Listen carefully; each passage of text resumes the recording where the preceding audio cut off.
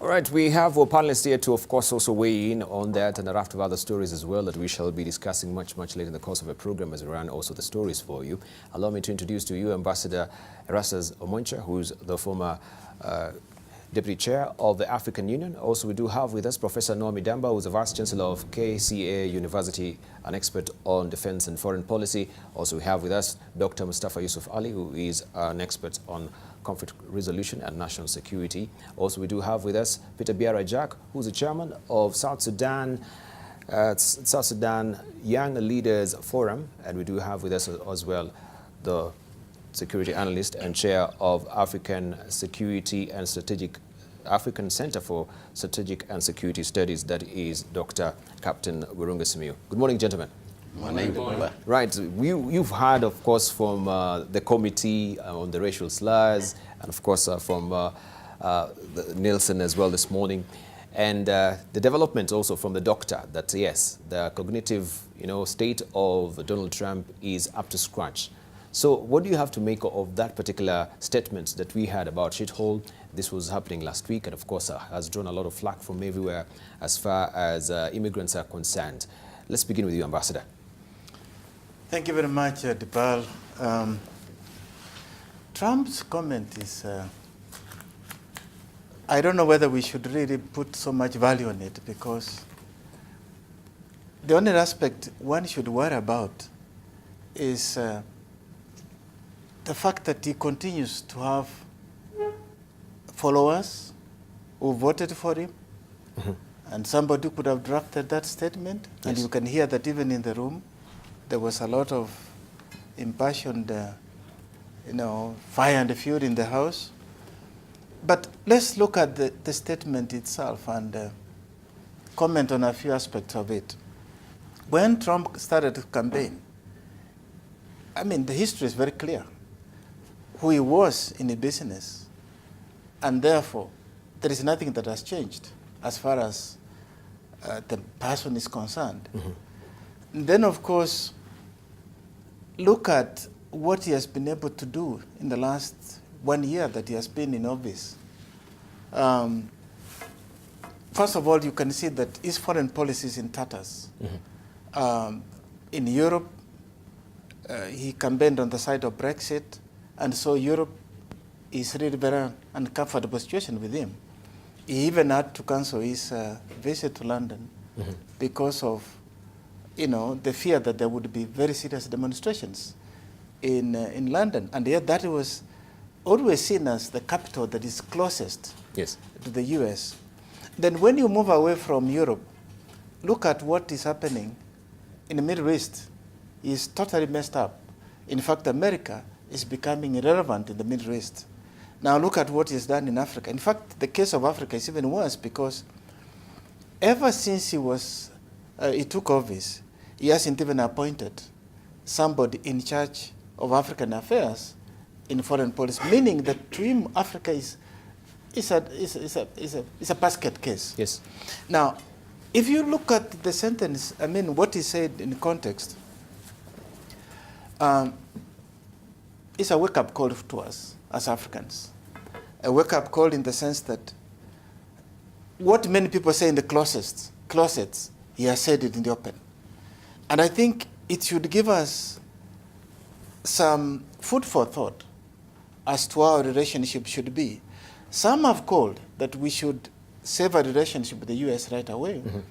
But I don't think that is how we should go, because relationship with America is not just with the person, it is with the people. And I think, looking at it symbolically, it might make a lot of sense for us to protest, but I think in the long run, it will be good for us to continue to engage, because you can see the Senate has taken action. They are already calling into question what he said and what he meant, which means really we cannot take his statement as meaning the US. And therefore, the reaction that has come, whether it is from the AU, whether it is from the UN, mm-hmm. I think is measured and good in that sense. I think moving forward, Trump has always been against migration. Mm-hmm. When he campaigned, he even talked of going to build a wall on the southern part of the US. Yes. And they called you know, the Mexicans, all sorts of names, rapists and all sorts of names. Now he's calling Africans whatever he's calling them. To me, it's pointing to one thing. U.S. has reached its plateau. It's now on the decline. Mm-hmm. It's losing its space in the global economy. And as we see the U.S. declining, it's now giving space to others to emerge. And you will see other countries, of course, occupy that space. Mm-hmm. And so I think this is the beginning of what we see empires from history, how they decline. The U.S., it will take a very strong president in the U.S. that will be passionate, help bring back America's reputation and space in the world table.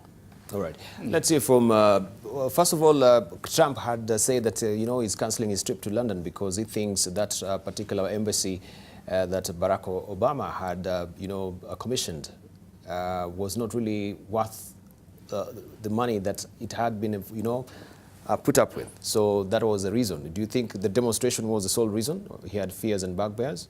Well, I think that is a cover-up because if you look at the embassy itself, when the construction started, it didn't even start during the time of Obama administration.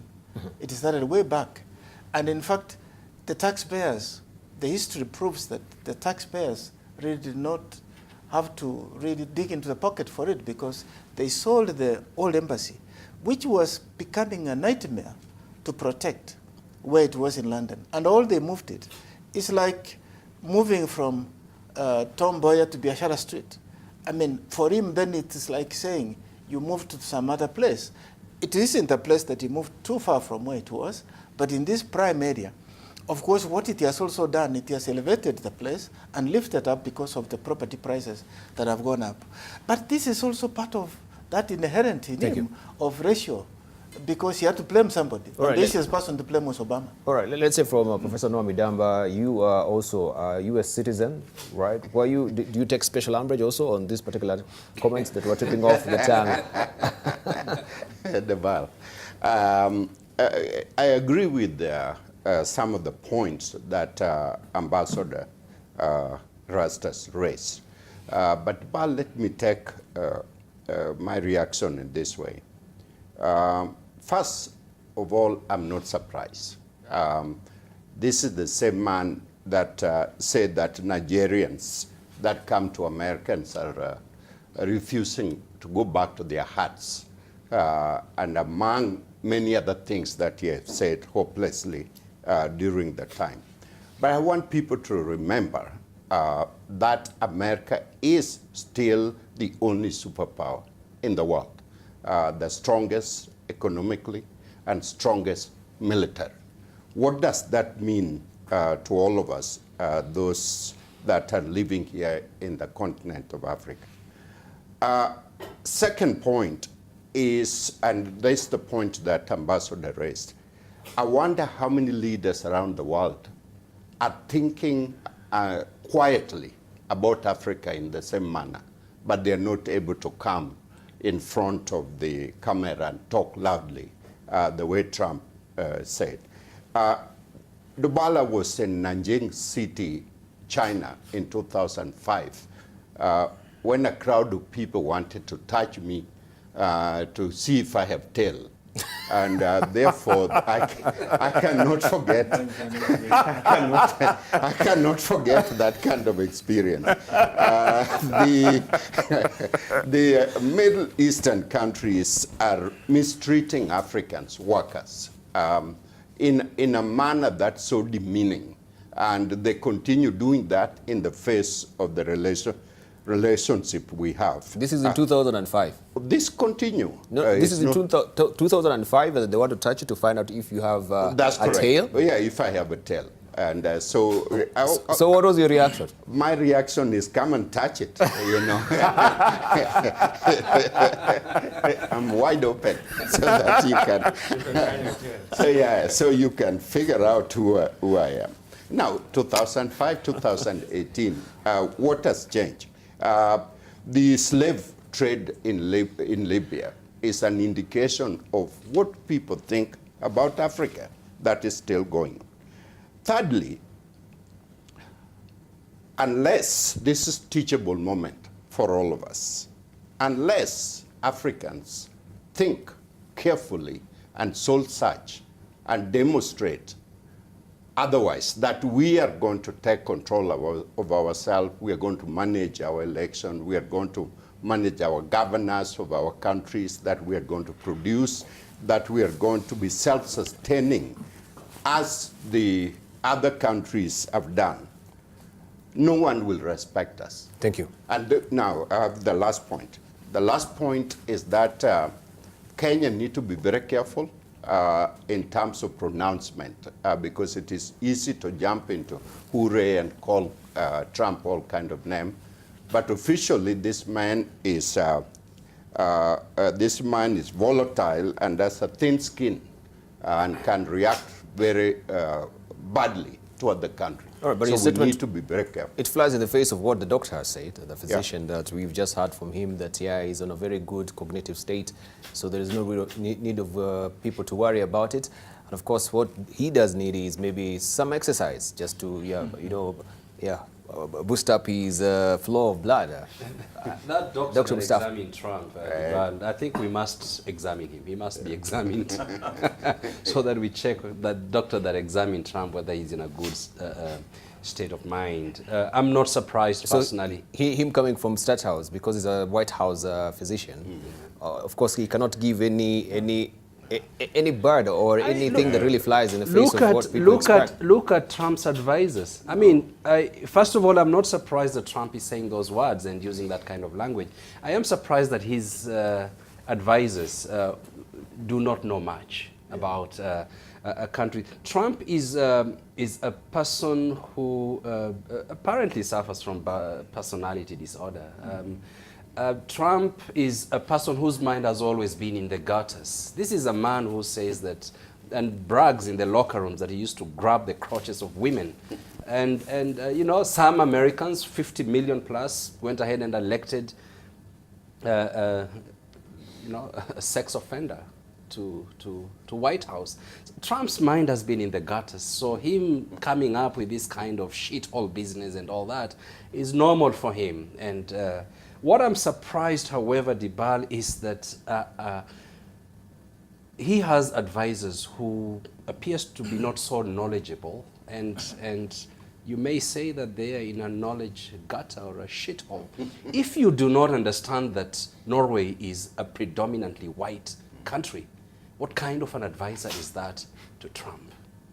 And this tells you that the kind of people Trump is surrounding himself with in the knowledge gutter and cannot do much.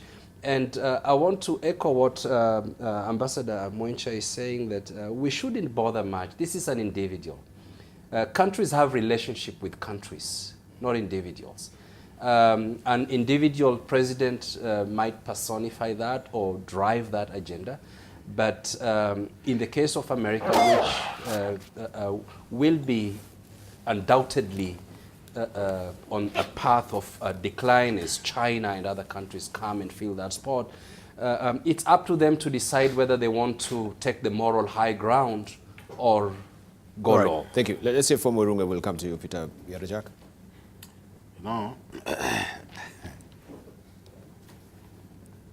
We can say Trump is an individual, but you can also see how he's propagating his foreign policy. What is shocking me is that Trump seems to have actually grabbed America. And instead of us looking at America that has used institutions for a very long time to propagate their foreign policy, now it's actually being perpetuated by Trump's ideas of what a foreign policy is. And what shocks most people is that even those that are around him and who are supposed to use institutions to propagate American policy towards Africa and the rest of the world are actually doing what Trump wants them to do. And that, to me, I think we should move away from this idea of saying each country has its own way of doing things, and therefore even if Trump is there, America will still remain America. I don't think so. This is a very strange moment for the American system of governance, And we must agree and understand that for as long as this man is in charge, he has people we've never seen in America who behave the way they behave. Because Trump has a group around him that any normal human being will not understand their thinking. We're just watching the secretary in charge of Homeland Security saying she is not aware that Norway is a predominantly white country, and that is a secretary in charge of Homeland Security. So I don't think we should be saying that America's institutions, of course they have their own projections, world interests, regional interests, but I think we must understand that America is changing. And for as long as Trump is in charge, we must look at Trump's nose to understand where America is moving. Because he seems to have put everything under his wraps, and whatever he wants, it happens. And there's nothing Trump has suggested America should do that has not been done. Tell me any, or any cabinet secretary that has gone against Trump. None.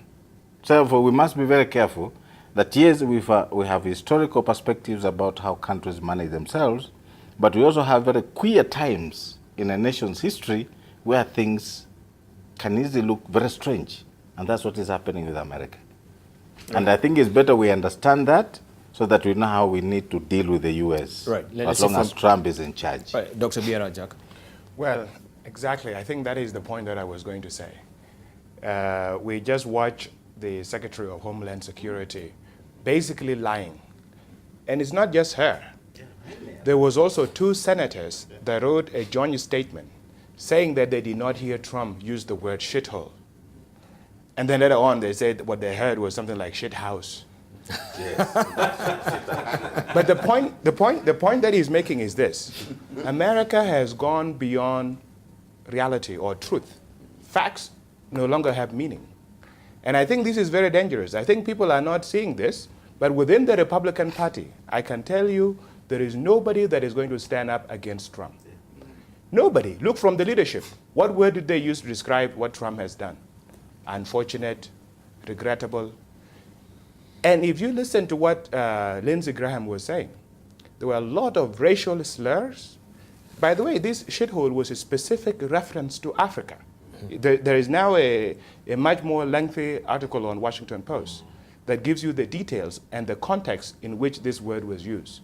And it went on. First of all, nobody objected except Lindsey Graham was the only person in the room that raised objection. And then afterwards, what happened? You find out that members of the Senate, lying to the public to cover up for a president that is basically saying racial slurs. What is happening, my brother, is part of the effects of globalization. When it was happening initially in the 1990s, it was good for us. You know, there was a lot of resources coming out. It was even good for the Americans. They were booming.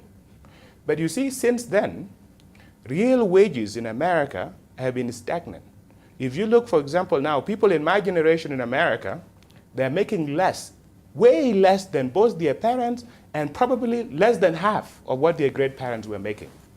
So what has happened is globalization, for many Americans, especially the one in the middle class and bottom, have been very bad.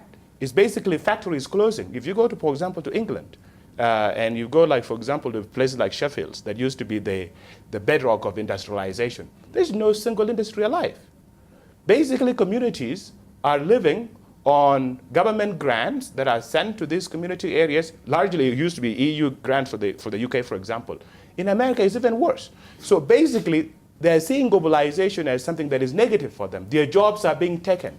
And this is basically what Trump is using. The second thing is what we said last week. Among the children being born in America, majority are non-white. Now, basically by year 2056, white people will be a minority. And the white people has felt that they own America, right? They went there as immigrants, like everybody else, right? America was for Indians. Now Indians do not even make 1% of the population. The Red Indians. The Red Indians. But basically the white people now think America is their home. And they're feeling that they need to protect it against others, especially non-white people. The reason why Trump is suggesting Norway is this idea that they should be, and he said it, by the way, during the campaign, we should have immigrants coming from countries that share our cultures. than countries that are foreign. Like you have Muslim coming, you have African coming, and all of this thing. So this is the context. So this is a very deep problem. And if you look, actually, this is working for him. This scandal is actually improving Trump and has basically put the Republicans in line. The same with the book, Fire and Fury. What has Fire and Fury done after all? It's basically united the Republicans behind Trump. It got rid of Bannon, which the Republican leadership did not like. So it created this wedge between Bannon and Trump. So Bannon is out. Now all the Republican leaders, they felt that Bannon was their problem. And now they are behind Trump. Finally, the context in which that meeting took place, it was a deal that has been happening for weeks, right? Senators and House leaders have been negotiating on an immigration deal. And they have made substantial progress. And even Trump said that he was going to sign what they agreed. At the last minute, Trump is far right. These people like Cotton, Purdue, these are basically far-right white nationalists that then came and tell Trump, no, this is bad for you, it's not good for your base. And it's basically Stephen Miller. Stephen Miller is my age. He's the guy who is basically behind all of this. So now Trump ambushed these guys that have been working for weeks with these guys, and the meeting turned out into a shouting match with racial slurs being used, many, many bad things being said. So what is this telling you is you have a president that cannot honor anything that he agrees to and can change his mind at the last minute. This is very dangerous, especially in the context of foreign policy. Let me tell you, Dubal, American president has so much powers. In fact, the framers of American Constitution did not imagine the current situation. They never imagined there will be a case where a president is crazy. And if you look, drones program, President of America can basically kill anybody he wants in the world without anybody asking him, whether Congress or anybody. So in terms of foreign policy, it's all up to Trump and what Trump feels. Now he's not even appointing ambassadors. There are no ambassadors in many countries. He's saying, in the end, I'm the only one that matters. Right. So this is a big problem. It's a big problem. We need to take a short break right now. Okay. America first. And Erastus, also, it was on your tongue to say something before you took a short break on that particular topic. Thank you very much, Dipa. I think what Mustafa said about the medical condition is not something that we should start really to focus on a lot, because first of all, it was done by a White House doctor, and but if you look at medical opinion that has been given around, and some psychologists who have commented, they do point to some kind of behavior which worries them. I mean, you saw the other day when he was arguing with the North Korea leader saying, well, my baton is bigger than yours and all that. I mean, this is, even this language, I mean, the language we're talking about now, to me, when you look at the statement that came out, it must have been drafted by somebody. He was reading it off the teleprompter. And so for him to deny they never heard of it because it's there in text and on teleprompter, it's really neither here nor there. It is a matter of trying to cover up because it's very embarrassing. And in this moment, nobody would want to come out and say, well, his behavior is not that, good to be able to be handling things like that nuclear pattern. But I wanted to pursue the point that Peter raised, and this is to me very important when he talked about globalization and what we see the America's stance. It's a fact that what is now generating all this is related to the global economy. And the American push itself that globalization was good, only to discover that it was hurting them, because jobs were migrating from the US, and this is one of the areas that he campaigned on very strongly. And because jobs were migrating, America losing some of the operations, unemployment was rising, and so he used the passions of some of the areas where people were left jobless to whip up emotions and get elected. But what are the lessons we learn from here? Globalization is here to stay, and we cannot run away from it. But as we get more and more into it, we have to then take care of the consequences of it. The consequences of it is going to be, and you can now see the world is also moving into artificial intelligence. In other words, we are getting into an area and demographic changes that are taking place in Europe because of the fear. Artificial intelligence is being, given a lot of support in research and development so that we can have these factories that produce literally using machines. At the moment, you see, China is the global factory that is producing most of the goods. And many of the countries moved to the service industry and the rest, which is also declining. Mm-hmm. So we are entering a very dangerous territory of high unemployment. And because of that, the reaction that we start to see is protectionism, like America. Thank you. That is why American first and the rest. All right. Very briefly, we wind up on it. We move to other stories as well. Let's hear from Professor Naomi Damba. The most important thing for us in Africa is to take care of our houses. We cannot criticize America. We cannot continue blaming others for our own ills. When we know very well, we can take care of ourselves. The most unfortunate thing that's going on in South Sudan, Congo, with the potential to feed the rest of Africa, has not been able to move any further. Uganda is the most fertile land. Kenya has highly educated people. South Africa was left, when white regime left, at a very high level, and is going down. So the question, we need to look inside us. And instead of looking at China emerging, China is emerging because it's studying and understanding all the African weaknesses and taking so much out of Africa. And therefore, that is my focus. Mm-hmm. And that's what Africans need to do. Thank you. Dr. Mustafa, briefly. Dibao, just dovetailing into that discussion, let us, as Africans and in Africa, use these unfortunate remarks from the US president to our advantage. Let us look at the areas that we need to improve. And indeed, there are many places, there are many areas, sectors that we have to improve.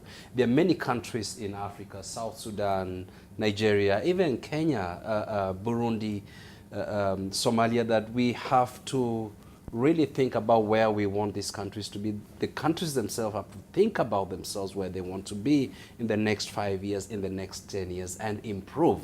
Let them not take this as an insult, but from a president who is wayward, and let us put our houses in order. The second point I want to make here is that empires come and go. Pax Romana was there. Britannica was there when Britain, the Great Britain, was colonizing, controlling the entire world, literally. United Kingdom is now a small country, controlling a small country. Scotland wants to actually just get off.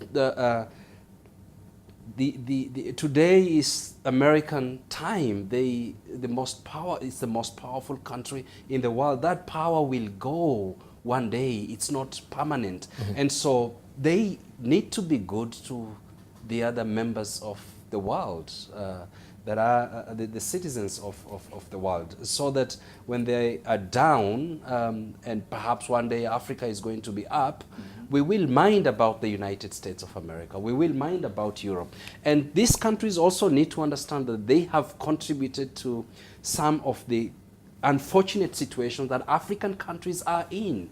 Some of the leaders were killed by Westerners, from Patrice Lumumba in the DR Congo. Thank you. The colonization and all the ills, slavery, colonization, the arbitrary borders that we find ourselves in that are causing conflicts, violent conflicts, were really put by whites, without using or belaboring that point. Right. Thank you. Before we come to you, Peter Biara-Jack, also the Freedom House has released a report just yesterday, and this is it's called the Freedom 2018, Democracy in Crisis.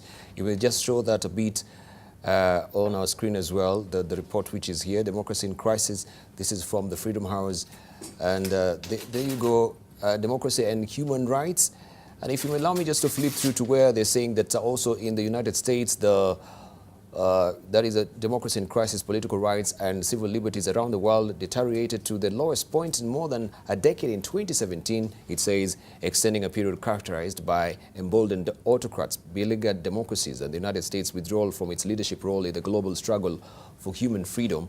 And we're discussing about America, and when we come to United States, it says the United States in decline. Freedom House has tracked a slow decline in political rights and civil liberties in the United States for the past 7 years.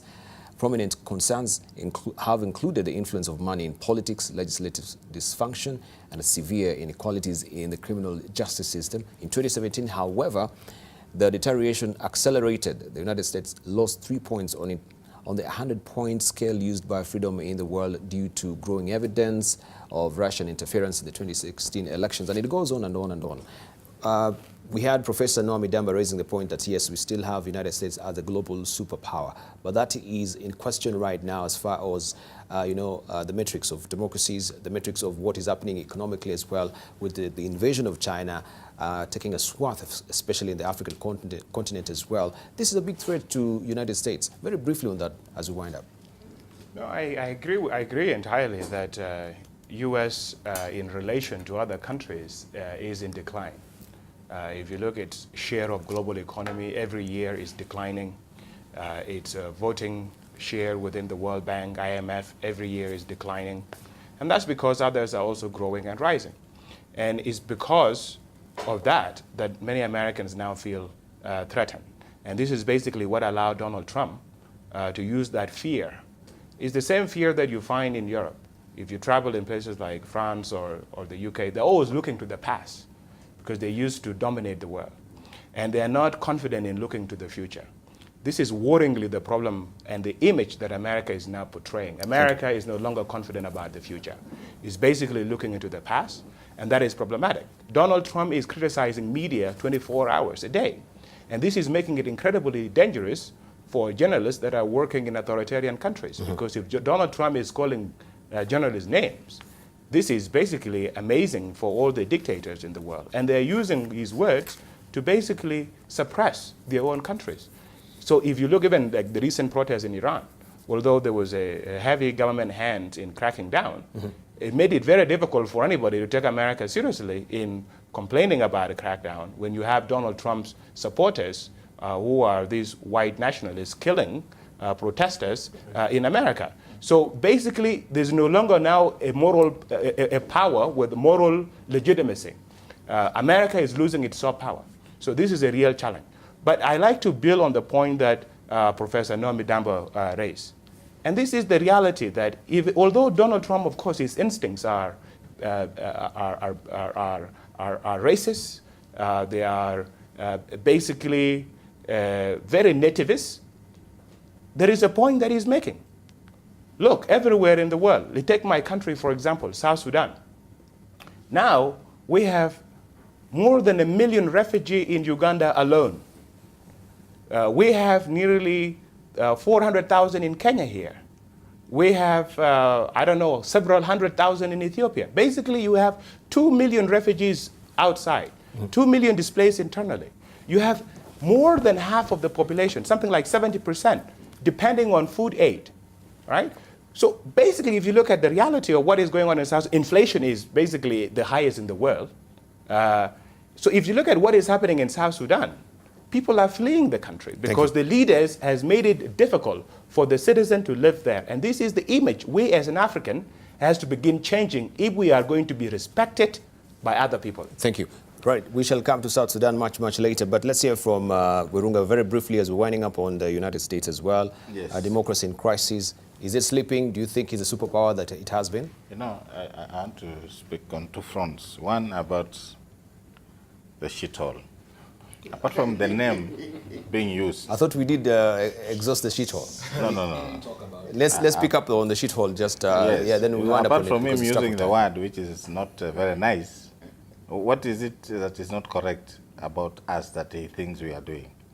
Everything he talks about is Africa. You know? The other day I was watching news and Africa actually pays tax equal to $533 billion per year. Africa. That is a combination of so many countries, and this money, you don't see where it goes. West Africa, they don't have central banks because all of them are in France. You know, I mean, we must accept that some things we are being told is true. It's just that the way it's being told is what we don't like. You know?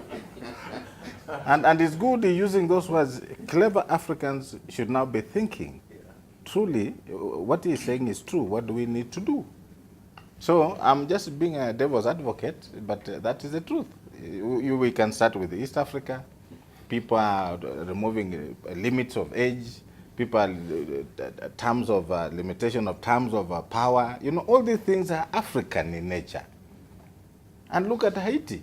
Haiti is the poorest country in the Western Hemisphere, but we have Barbados being ruled by blacks. We have Bahamas being ruled by blacks. So, I mean, we must accept that there's something terribly wrong with what Trump is telling us using the wrong word, but he's telling us the truth. So, secondly, on the issue of America losing it, it is a long story, but I don't want to go there. Yeah, very briefly. And what I know is the world power is projected through three means: military, economic, and soft power. I don't see how somebody is going to dislodge America as a leading power in the world for the next 50 years. For the next Because 50 years. But on the let me soft tell you skills that this. you're talking about, When you look we've at the already lost economy it. of China, they will not lose it. China has no soft power in the world. Nothing. But if you look at what America does, anywhere you go, you'll get USAID. You go, you'll get an American institution, movie. You know, that is soft power. You know, you wake up in the morning and you're thinking this is an American movie. That is soft power. They are into education system. China is using Confucius Institution. They've started putting them all over the world. So that is one area that I think we need to be very careful when we say about a power losing its space in the world. Right. In the economy debate, I agree, China is coming up. But look at the GDP of China. Even with its economy, it is 97. 97 in the world. So the country can have resources, but the population is not rich. Thank you. Now, that is the difference between the US and China. You get the point? Yeah. So I don't think we are anywhere near to say America is going to lose it just because we've had empires in the world before. The dynamics are not the same. Right. Thank you. I think we've belabored the point Yes. on America. We need to move on now.